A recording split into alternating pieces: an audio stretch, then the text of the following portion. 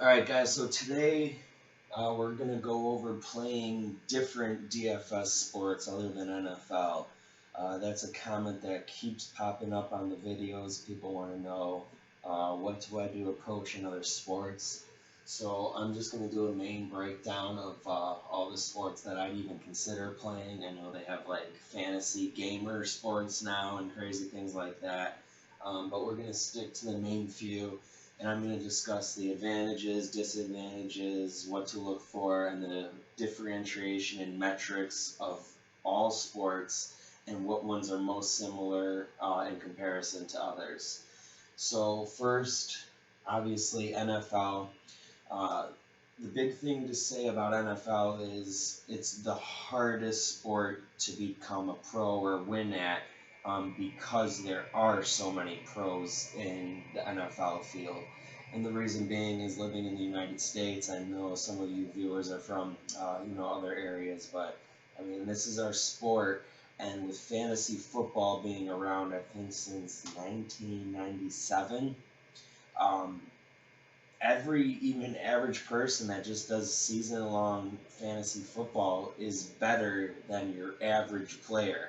I've never done NBA fantasy, NHL fantasy, anything like that. So, but with NFL is a great start for me because I know all the players, I know the teams. I got a football tattoo and everything, as you guys saw before. So that's what I'm pretty adamant about. So NFL is going to be the hardest sport just due to the vast majority of people that know things. If I find a pen here. So as far as metrics, college football and NFL are exactly the same. Although if you know college football, guys, if you do know college football very well, and you only have a little bit of bankroll to work with, I definitely think you know focusing on college football is your key.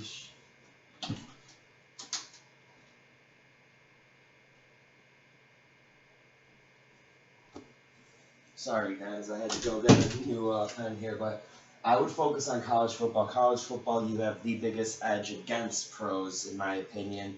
There's just so many players and so many teams that the people that probably follow it the most and watch the games the most have a huge, huge edge. It's something that I can't even really get involved in as of now. I don't really watch college sports that much. But if you have a decision to make, NFL or CFL, and you are a college football and not even an expert, but just know that more than the average player, I would recommend keeping your bankroll here. Most of the pros are going to be here. This is where you're going to have the huge edge. But as far as fantasy, it's the exact same thing. Um, NBA is a really popular one that people are talking about, and I'm going to put NBA and NHL kind of in their own little field here.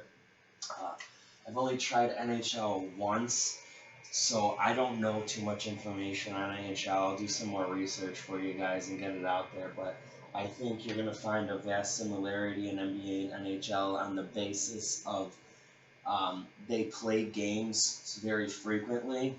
And I know in NBA, here's how you win an NBA. One, stay on top of everything. Because NBA is one of the only sports where, it's not like these questionable injury tags and doubtful tags that you can follow each and every, week in NFL. In NBA, sometimes they just sit players just to rest them. LeBron James and the big three, you guys are all not playing this game. And when things like that happens, that's where your opportunity to identify value is, by picking up on those players that were priced before the coach made that decision. And now you're going to see who's going to fill in those spots and make the most points off of it. Another thing with NBA, it's a huge hot cold streak game. So if you got a lot of players in NBA, they'll have, let's say, 60. That's a high number for NBA, so let me start lower here. Let's say they have a 30 fantasy point performance. Then next game, they have 38, and then 45, right? This is called the hot streak you're trying to ride. And then next game, they go down to, let's say 35. Now that cold streak is potentially beginning, and this is when you're trying to press a void on players like that. I'm not really sure why that's like that. Well, maybe when you're just on and shooting good, or however it may be. That's just how these metrics work. But I know NBA is all about hot, cold streaks and staying very up to date with player news and identifying high value players, and also taking in consideration of something else that's very important. In NBA, you'll have a team that has not played in a day or two playing against a team that just played the day before. Again, well, that's something to think about. If it's the Golden State versus Cleveland, I assure you that LeBron and company and every single player on that court is going to be giving maximum 110 effort to win that game. If any of those guys have a game following up that game, I mean, they put it all on the court the night before. They probably don't even care about the next game until that one's over. And that's something to identify. Hey, what guys are going to be super tired here? Can I find players elsewhere? Do I have to play Russell Westbrook, Mr. Triple Double, every single week? And by playing these, always start small and see what's working, and then you go up the leaderboard and look at the top 10 lineups and start trying to find trends. And I'll tell you a little bit more about trends when I get over here. Okay, so I'm feeling the same way that NHL and NBA has a trend as far as, since they play multiple games in a week, I think that player energy of, if they played the nights before or whatnot really comes to be a factor. But again, I'm no expert at all on NHL. The only ones I'm really getting started on are, of course, NFL. I'm all over. I will get into NBA. And here is where I'm starting to begin now. Alright, so these three sports get to be in their own field. And this is MMA, PGA, and NASCAR. Now, PGA and NASCAR are even more similar than MMA in comparison to these two. So these sports here, these are all team sports, right? But it does not matter the outcome of the game. Terrell Pryor on the Cleveland Browns was a $1 million lineup 2 times this year. Awful team, but again, didn't matter. Still won someone $1 million for playing a Cleveland Brown player. Crowell, another guy that was in the Millie Maker, I think, once or twice this year. So MMA is head-to-head, which means it's its own sport in a way, because it's the only sport where it's one guy versus another guy solo, and it's generally a 12-fight field, and you need to pick 6. So I actually, for the first time, and my buddy's really into MMA, and he wanted to try this with me. So I'm looking over the MMA field, and I went back, for the weeks prior, and I did, my own optimization of a lineup, and it came up with the winner. So this is going to be big on Vegas. I mean, if you guys want to play it safe and start learning these metrics, just go with the favorites. Anyone that you see minus 100 or more, they're going to be the favorite in that fight. And if there's 12 fights, you can even take 12 favorites. It's obviously when the underdogs win, that is probably when you're going to win the most money, because I'm sure ownership percentages pan out that same way. But yeah, try to identify some value and just think of, you definitely need to have the winner, and that's what makes MMA so unique. So 12 fights, you just got to pick 6 of them, and then the winners in each 6 of those, and hope that those 6 are the best scoring fighters out of the 12 fighter slate. So you're only competing against 6 other fighters, because you definitely have to have the winner in each fight. Now, PGA and NASCAR is kind of similar in the fact that you guys are just picking this one person to perform. You know, MMA, you got that one fighter of that field. In PGA, now you're picking these golfers out of a huge field, and that's why NASCAR and golf are similar, because you're going to have a huge list, and that's why MMA is easier. 12 fights, not that hard to pick 6 and pick 6 winners. But NASCAR and PGA, I'm sure, are very, very similar in metrics, and I'm not a big NASCAR guy. I don't think I've watched a full race ever in my life. But once I start getting more intuitive in PGA, I'll definitely be moving over to NASCAR. If you guys saw one of my videos, this is only my 2nd week playing PGA this weekend, and out of 100,000 lineups, I had 2 in the top 1,000, and at one point we got to 453rd place out of 100,000 lineups, so it wasn't bad. So here's the importance with these, is place finishing. So place finishing is gigantic. You know, in PGA, by winning first or having the first place spot, you get an additional 30 fantasy points. And I think it goes like 20, 15, 10, 5, and so on for the certain values of place finishes you have. But the top 3 guys, you want to have probably the top two golfers, if not 3, to win these tournaments. And there's a lot of money on the line, and these fields are so big that it's generally one person winning the major prize. There's just so many golfers to choose from, and that's what's kind of cool about it. You know, when you start chopping up money, it's never fun, but chalk does not really apply here. What I'm finding in PGA is it's 2 high-value golfers, high price, what I mean. They have a price tag in the 9 to 11,000 range. That's the most, you know, kind of like NFL. You'll find the most expensive players around 10,500. They're right in that balance range.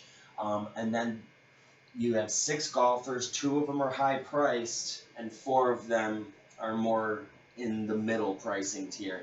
Like, they'll all hit the price range of around 7,000 to 8,000. That's the trend I'm noticing, but I've only played 2 weeks now. I have realized from our lineups, with PGA, you can't ever forget there's something called missing cut. And we had one player locked in at missed cut, Ryan Palmer, this weekend. And when a player misses cut, that means he's no longer in the field, while all the other golfers that made the cut keep shooting and keep scoring fantasy points. So when you have a miscut player, you're really just killed your lineup. We still cashed with a miscut player in every lineup, which is surprising. Shows how good some of the lineups did. But yeah, that's something to really identify. You want to try to steer clear from the guys that just miscut more frequently than not. Try to just eliminate those. If you guys are using an optimizer, you can run through. And again, kind of like NBA, PGA does have some hot streaks as well. It's funny. You see these guys, one round they go up, they go up, they go up, and then boom, their next round down, down, down. And if you can hit players at their peak point, that's when you're going to get the most value out of the guy, and that's gonna do numbers for you. So NASCAR, I have not done NASCAR yet. I would have to see how the points are accumulated. Obviously, it's going to be place finish, and then how many times you pass a car, probably. I just don't know how that all works with, you know, the guys that are the chalk. You know, they start in the front of the race. I guess they do have opportunity to pass people on lapping over. But like I said, I have not done NASCAR. I will get more involved with it after I learn PGA and actually win some real money. And then we can go on from there. So guys, I'm going to stay and always stick with NFL. That's what I'm trying to almost, you know, professionalize myself in. Hopefully one day, you know, can live my life as a fantasy off fantasy sports. I'm moving into PGA, and I am going to start trying MMA now just because I think it's probably the easiest of all sports. If you really think about it, guys, 12 fights, pick 6 out of 24 guys. Picking 6 out of 24 is not that hard, especially if you have some optimizer help and read some articles and listen to the experts. You always want to have the highest projected fighter who's the favorite. I imagine that person is the chalk and the lock of the week, and when those guys lose, Rousey, I'm sure, was a great example that week. That first time she got kicked in the face. That was probably the week someone, made a bunch of money going Holly Holmes. And I'm sure Rousey was probably 90 more plus percent owned. I'm not 100% on that. I wasn't in DFS in that fight, but those are examples of when you can overtake money. So you maybe want to have one or two lineups exposed to that, something contrarian where you're taking not maybe the heaviest favorite, but one of the heavy favorites and flipping over to the other person who you actually think has a shot. And when you are going to do that, guys, you want the number to be closest to minus 100 as possible. If you have the choices between someone that's minus 240 to minus 120, this is the person to go opposite of. This person is a light favorite compared to minus 240, which is an extreme heavy favorite, which means for every time you want to win $100, you would need to risk $240 to win 100. For someone that's minus 120, you would only have to risk $120 to win 100 back. So definitely stay attentive to odds for all of these. So just a really quick rundown yet again.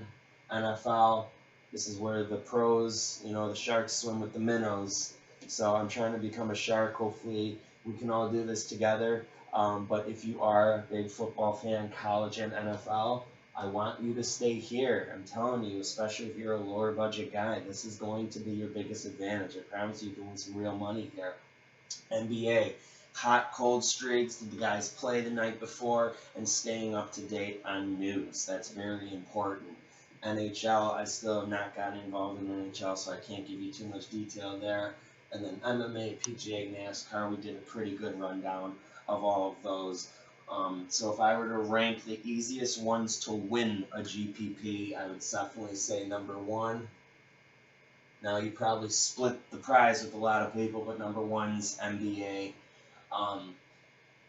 And then I hear MMA, and I hear that NBA is actually not that tough for people that aren't sharks. A lot of people say the optimizers work very well for NBA. I hear these guys that are just using the optimizer and picking a couple chalky players, running optimize and hitting for like $20,000. I'm still going to start getting involved in NBA. It's just after the Jordan era in Chicago and then what happened with D-Rose, I kind of fell off the NBA wagon. Even with this, you know what I mean? So I definitely like watching sports that I'm investing my money in, and it's the ones I have the most interest in. I by far have the most interest in NFL. I do like NHL, so I definitely want to get involved with that. MMA I could care less about, but it's easy.